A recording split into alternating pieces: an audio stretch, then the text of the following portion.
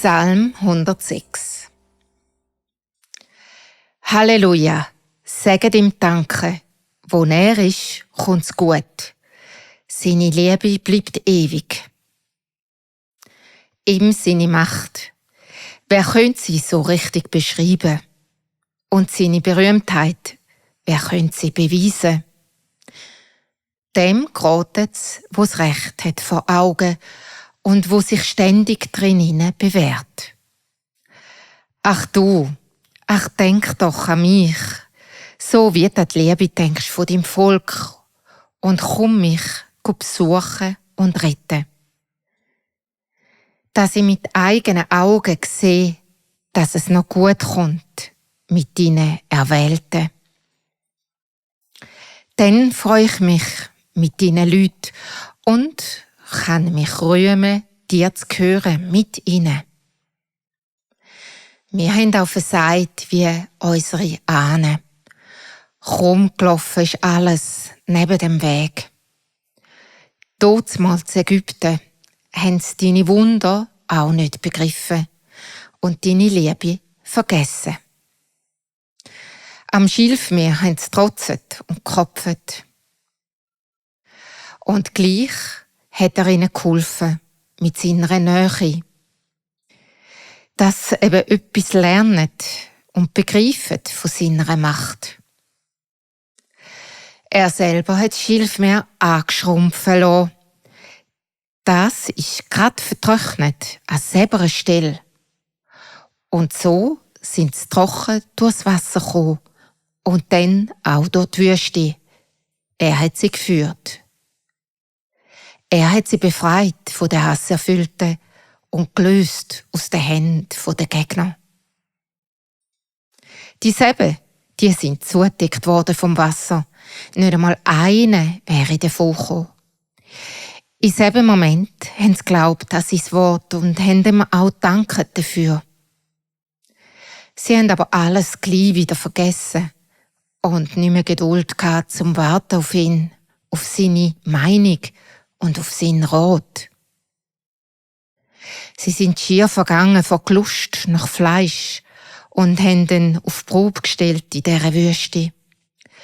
Da hat er ihnen gegeben, was geheuscht haben, bis es sie geekelt hat. Auf einmal hat sie die Eifersucht gepackt gegen den Moses und gegen den Aaron, wo er doch selber geheiligt hat. Der hat plötzlich das Maul aufgetan, den Datan und den Abiram verschluckt. Und dem seine Bande grad auch. Feuer ist über die anderen gekommen und hat es verbrennt, weil sie gemeutert haben. Am Sinai sind sie auf die Idee vom Kalb gekommen und sind vor dem gegossenen Bild auf die Knie und haben die Berühmtheit von ihrem Gott vertuscht. Mit dem Stier, wo nur Gras frisst.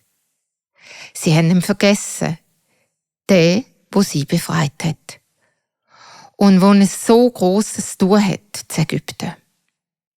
Zeichen und Wunder im ganzen Land und am Schilfmeer. Da hat er sich vorgenommen, Silo zu verderben. Wäre nicht der Moses dazwischen gekommen und hätte seinen Zorn können wenden, hätte es ein trauriges Ende genommen. Später haben sie das Land der Sehnsucht verschmäht. An seine Verheißung haben sie nicht mehr geglaubt. Haben gehetzt und geschrumpft in ihrem Zelt und nicht mehr gehört auf die Stimme von ihm. Da hat er sich teuer und heilig geschworen, sie hängen zu lassen in der Wüste und ihre Kinder den Fremden zu geben, in alle Länder zu verstreuen. Sie haben sich zu Peor an einen fremden Gott gehängt, haben Fleisch von den Totenopfern gegessen. So haben sie ihn vertäubt mit ihrem Tun und haben eine Plage auf sich gezogen. Da hat sich der Pinchas ins Mittel geleitet und so dieser Plage wehren. Das haben sie ihm hoch angerechnet, für immer, und haben es nie mehr vergessen. Später haben sie ihn wieder vertäubt, am bitteren Wasser. Drum ist es Moses so übel gegangen. Sie haben ihn gereizt und ihn hat's verjagt. Er hat das Maul zu voll genommen, wegen ihnen. Sie haben dann im Land die Leute nicht ausgerottet, wie er es befohlen. Sie haben sich vermischt mit denselben und ihre Sittenbrüche angenommen. Auch Götzendienst haben sie übernommen. Die sind eine böse Falle geworden.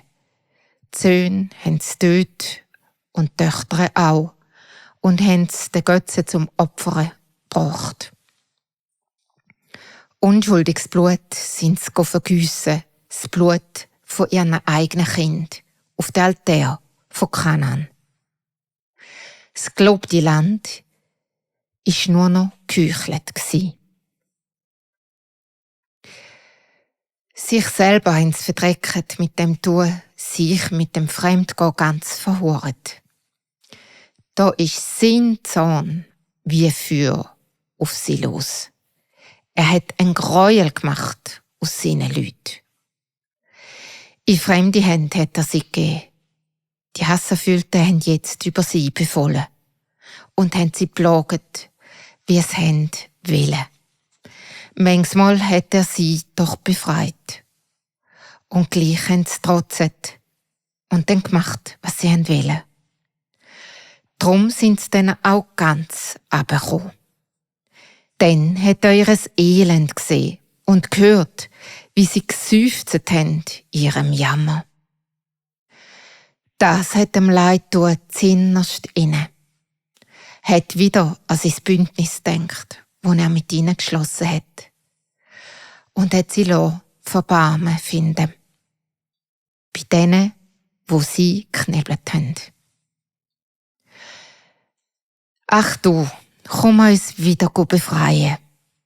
Hol die Verstreuten wieder heim, dass wir dir wieder danken können für deine Helligkeit, deine Heiligkeit und deine Nähe. Und uns können rühmen wegen dir. Ihn wollen wir segnen, den Gott der Juden und von allen Menschen. Ihn wollen wir segnen immer und ewig. Amen. Ja, sagt Amen, ihr alle. Halleluja.